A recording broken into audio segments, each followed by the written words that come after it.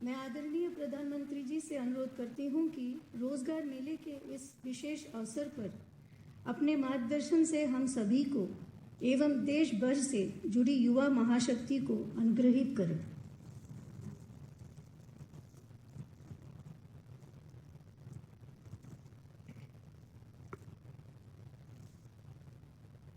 नमस्कार। राष्ट्रीय स्तर पर होने वाले ये रोजगार मेले एनडीए और भाजपा सरकार की नई पहचान बन गए हैं। आज एक बार फिर 70,000 से ज्यादा युवाओं को नियुक्ति पत्र मिले हैं। मुझे खुशी है कि बीजेपी के शासन वाली राज्य सरकारें भी, सभी बीजेपी के स्टेट में भी लगातार इस तरह के रोजगार मेले आयोजित कर रही हैं।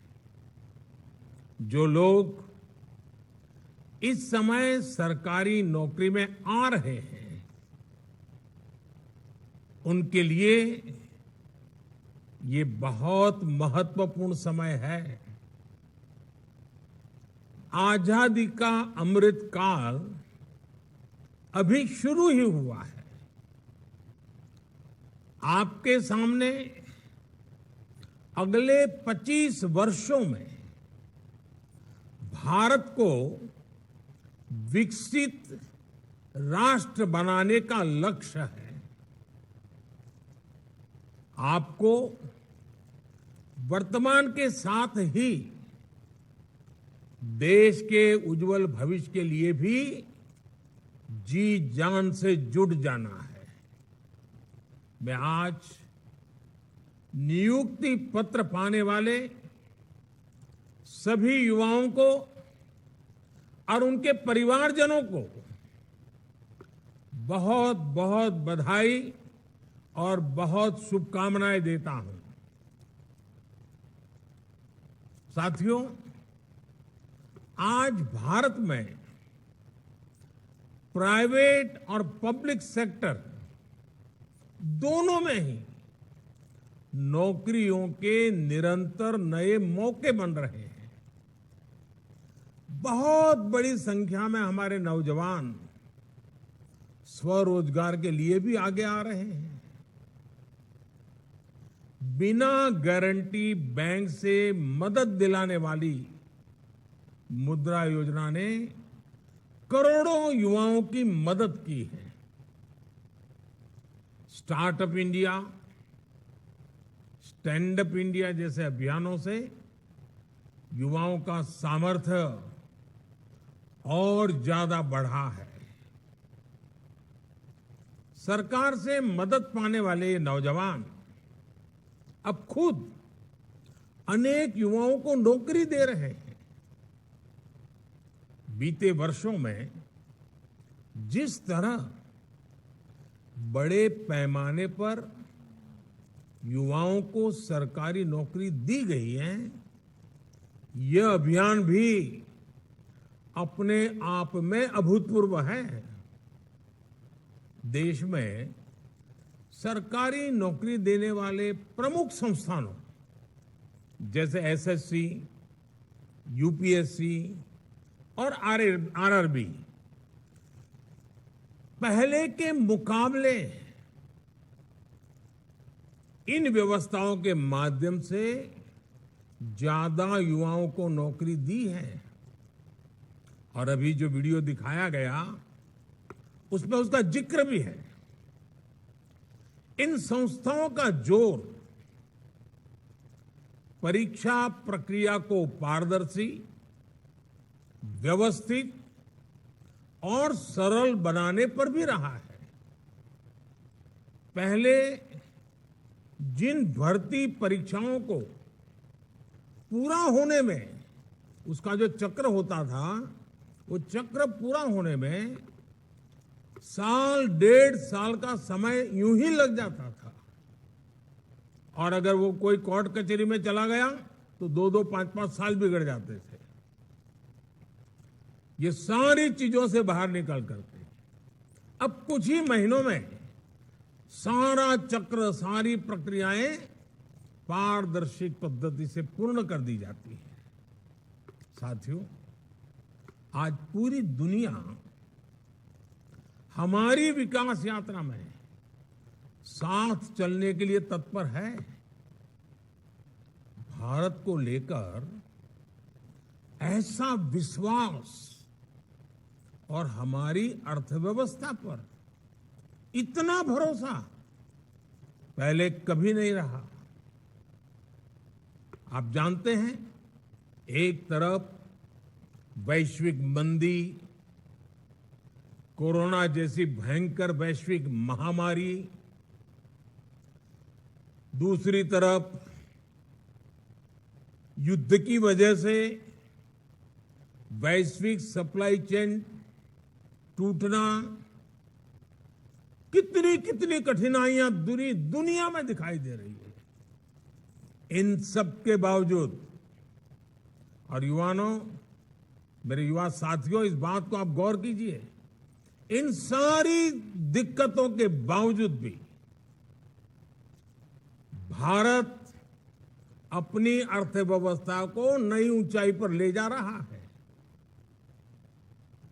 आज विश्व की बड़ी बड़ी कंपनियां मैन्युफैक्चरिंग के लिए भारत आ रही है। आज भारत का विदेशी मुद्रा भंडार रिकॉर्ड स्तर पर है। जब इतनी बड़ी मात्रा में विदेशी निवेश आता है तो उससे प्रोडक्शन बढ़ता है, उद्योग का विस्तार होता है, नए नए उद्योग लगते हैं, उत्पादन बढ़ता है, एक्सपोर्ट बढ़ता है, और स्वाभाविक है बिना नए नौजवानों के काम हो ही नहीं सकता, और इसलिए एम्प्लॉयमेंट बहुत तेजी से बढ़ता है, रोजगार बहुत तेजी से बढ़ता है। हमारी सरकार के निर्णयों ने प्राइवेट सेक्टर में कैसे लाखों नए अवसर पैदा किए हैं। अभी हमारे डॉक्टर जितेंद्र सिंह जी विस्तार से वो एक एक वाक्य में ब्यौरा दे रहे थे, लेकिन मैं जरा एक उदाहरण आपके सामने रखना चाहता हूं। जैसे ऑटोमोबाइल सेक्टर, देश की जीडीपी में इस सेक्टर का योगदान 6.5% से ज्यादा है। पिछले कुछ वर्षों में भारत की ऑटोमोटिव इंडस्ट्री ने बड़ी छलांग लगाई है। आज भारत से पैसेंजर व्हीकल दुनिया के कई देशों में एक्सपोर्ट उनका बढ़ रहा है। कॉमर्शियल व्हीकल का एक्सपोर्ट, इतना ही नहीं, हमारे 3 व्हीलर, 2 व्हीलर्स, उसके एक्सपोर्ट में भी बहुत वृद्धि हो रही है। 10 साल पहले ये इंडस्ट्री 5 लाख करोड़ रुपए के आसपास थी। आज ये इंडस्ट्री 5 लाख करोड़ से जंप लगा करके 12 लाख करोड़ रुपए से भी ज्यादा की हो गई है। इलेक्ट्रिक मोबिलिटी का भी भारत में लगातार विस्तार हो रहा है। ऑटोमोबाइल सेक्टर को भारत सरकार की पीएलआई स्कीम से भी बहुत मदद मिल रही है। तेजी से आगे बढ़ते हुए ऐसे ही सेक्टर्स लाखों युवाओं के लिए रोजगार के नए मौके बना रहे हैं। साथियों, आज भारत एक दशक पहले की तुलना में ज्यादा स्थिर, ज्यादा सुरक्षित और ज्यादा मजबूत देश है। राजनीतिक भ्रष्टाचार, योजनाओं में गड़बड़ी, जनता जनार्दन के धन का दुरुपयोग, पुरानी जितनी सरकारें आप देखेंगे उनकी पहचान यही बन गई थी। आज भारत को उसकी राजनीतिक स्थिरता के लिए जाना जाता है। पॉलिटिकल स्टेबिलिटी ये दुनिया में बहुत मायना रखती है। आज भारत सरकार की पहचान उसके निर्णायक फैसलों से होती है। एक डिसिसिव गवर्नमेंट। आज भारत सरकार की पहचान उसके आर्थिक और प्रगतिशील सामाजिक सुधारों से हो रही है। ग्लोबल एजेंसियां लगातार इस बात को घोषित कर रही हैं, अनुमान लगा रही हैं और विश्वास से कह रही है कि चाहे हाईवे का निर्माण हो या रेलवे का, ईज ऑफ लिविंग की बात हो या फिर ईज ऑफ डूइंग बिजनेस की चर्चा, भारत पिछली सरकारों की तुलना में बहुत बेहतर प्रदर्शन कर रहा है। बीते वर्षों में भारत ने अपने फिजिकल इंफ्रास्ट्रक्चर पर और अपने सोशल इंफ्रास्ट्रक्चर पर लाखों करोड़ रुपए का निवेश किया है। लाखों करोड़ रुपए के इस निवेश ने भी रोजगार के करोड़ों अवसर बनाए हैं। अब जैसे सोशल इंफ्रास्ट्रक्चर का मैं एक उदाहरण देता हूं आपको, जो हमारे सामाजिक जीवन से जुड़ा हुआ विषय है, और वो है पानी। और उसके लिए हमने चलाया है जल जीवन मिशन। ये जल जीवन मिशन, उसके पीछे अब तक करीब करीब 4 लाख करोड़ रुपए खर्च हो चुके हैं। 4 लाख करोड़ रुपए खर्च हो रहे हैं। जब ये मिशन शुरू हुआ था तो ग्रामीण इलाकों में हर 100 में से, यानी 100 घर अगर गांव में हैं तो सिर्फ 15 घर ही थे जहां पाइप से पानी आता था। ये मैं एवरेज बता रहा हूं। 100 घर में से 15 घर में पाइप से पानी आता था। आज जल जीवन मिशन की वजह से हर 100 में से 62 घरों में पाइप से पानी आने लगा है और अभी भी तेज गति से काम चल रहा है। आज देश के 130 जिले ऐसे हैं, ये छोटा क्षेत्र नहीं है, 130 जिले ऐसे हैं जहां के हर गांव में, हर घर में नल से जल आता है। और साथियों, जिन घरों में अब साफ पानी पहुंच रहा है वहां लोगों का समय भी बचा है, लेकिन इससे ज्यादा महत्वपूर्ण जो लाभ हो रहा है वो गंभीर बीमारियों से भी बचे हैं। पीने का शुद्ध पानी आरोग्य के लिए बहुत बड़ी औषधि बन जाता है। एक स्टडी में सामने आया है कि जब हर घर पाइप से पानी पहुंचने लगा तो डायरिया से होने वाली 4 लाख मौत होने से बच गई। 4 लाख जिंदगियां बच गई। यानी जल जीवन मिशन 4 लाख लोगों का जीवन बचाएगा।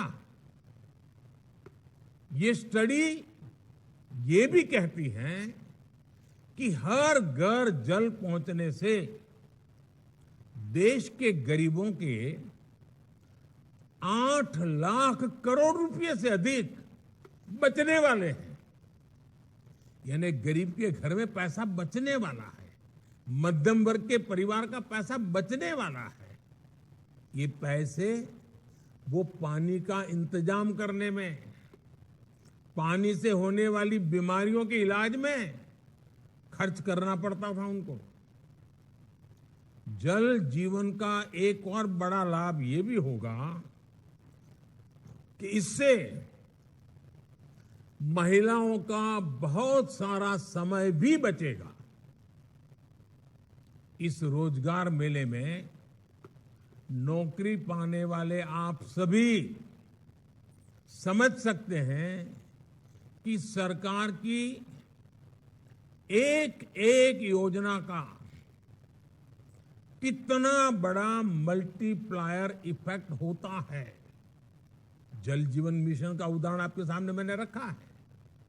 ऐसे ही आप जब अब सरकारी व्यवस्था में आए हैं तो सरकार की हर योजना को, अपने विभाग के हर लक्ष्य को तेजी से प्राप्त करने के लिए पूरी मेहनत करेंगे। ये मेरा आपसे भरोसा भी है, अपेक्षा भी है। साथियों, देश में चल रहा ये रोजगार अभियान पारदर्शिता और सुशासन, गुड गवर्नेंस दोनों का ही प्रमाण है। हम सभी ने देखा है कि कैसे हमारे देश में परिवारवादी पॉलिटिकल पार्टियों ने हर व्यवस्था में भाई भतीजावाद को बढ़ावा दिया। जब सरकारी नौकरी की बात आती थी तो उसमें ये परिवारवादी पार्टियां भाई भतीजावाद, सिफारिश और भ्रष्टाचार को ही बढ़ावा देती थी। इन परिवारवादी पार्टियों ने देश के करोड़ों युवाओं के साथ विश्वासघात किया है। 2014 में हमारी सरकार बनने के बाद अब भर्ती परीक्षाओं में पारदर्शिता भी आई है और भाई भतीजावाद भी खत्म हो रहा है। केंद्र सरकार में ग्रुप सी और ग्रुप डी की भर्ती में इंटरव्यू समाप्त होने का लाभ लाखों युवाओं को हुआ है। एक तरफ हमारी सरकार के ये ईमानदार प्रयास है तो दूसरी तरफ, और ये बात मैं चाहता हूं मेरे नौजवान पूरा समझने का प्रयास करें, हकीकतों के आधार पर कुछ बातें आ रही है। दूसरी तरफ भाई भतीजावाद है। अभी आपने एक दो दिन पहले मीडिया में आई रिपोर्ट देखी होगी, अखबारों में, टीवी पे काफी कुछ देखने को मिला। एक राज्य की उसमें चर्चा है और चर्चा क्या है? एक राज्य में कैश फॉर जॉब के घोटाले की जांच में जो बातें बाहर निकल करके आई हैं वो मेरे देश के नौजवानों के लिए बहुत बड़ा चिंता का विषय लेके आई है। उस राज्य का क्या पद्धति है, क्या बात उभर करके आई है? नौकरी सरकारी चाहिए तो हर पद के लिए, जैसे होटल में आप खाना खाए जाए और रेट कार्ड होता है ना, हर पद के लिए रेट कार्ड है। रेट कार्ड बताया गया और रेट कार्ड भी कैसा है? छोटे छोटे गरीबों को लूटा जा रहा है। अगर आप सफाई कर्मी की नौकरी चाहिए तो उसके लिए आपको ये रेट रहेगा, भ्रष्टाचार में इतना देना पड़ेगा। अगर आपको ड्राइवर की नौकरी चाहिए तो ड्राइवर की नौकरी के लिए ये रेट रहेगा। अगर आपको क्लर्क की नौकरी चाहिए, टीचर की नौकरी चाहिए, नर्स की नौकरी चाहिए, तो आपको ये रेट रहेगा। आप सोचिए, हर पद के लिए उस राज्य में रेट कार्ड चला करता है और कट मनी का कारोबार चलता है। देश का नौजवान कहां जाएगा? ये स्वार्थी राजनीतिक दल जॉब्स के लिए रेट कार्ड बनाते हैं। अब देखिए, कुछ दिन पहले एक और मामला सामने आया था। रेलवे के एक मंत्री ने जॉब दे के बदले में गरीब किसानों की जमीनें लिखवा ली थी। जॉब के बदले में जमीन पड़ा ली। वो भी केस सीबीआई में चल रहा है, कोर्ट में चल रहा है। भाइयों बहनों, आप देखिए, आपके सामने दो चीजें साफ है। एक तरफ परिवारवादी वो पार्टियां, भाई भतीजावाद करने वाली वो पार्टियां, भ्रष्टाचार में रोजगार के नाम पर देश के नौजवानों को लूटने वाली पार्टियां, जो रेट कार्ड, हर चीज में रेट कार्ड, हर चीज में कट मनी, उनका रास्ता है रेट कार्ड।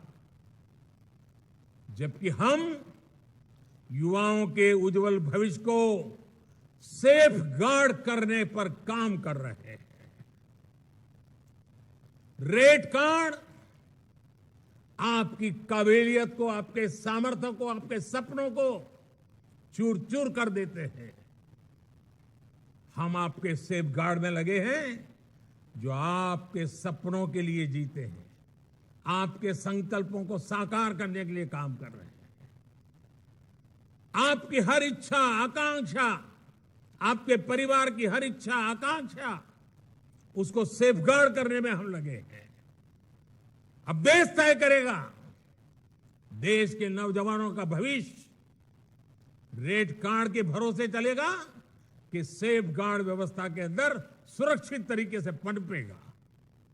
साथियों, ये भाई भतीजावाद वाली पार्टियां देश के सामान्य मानवी से आगे बढ़ने के अवसर छीन लेती है, जबकि हम देश के सामान्य मानवी के लिए नित नए अवसर बना रहे हैं।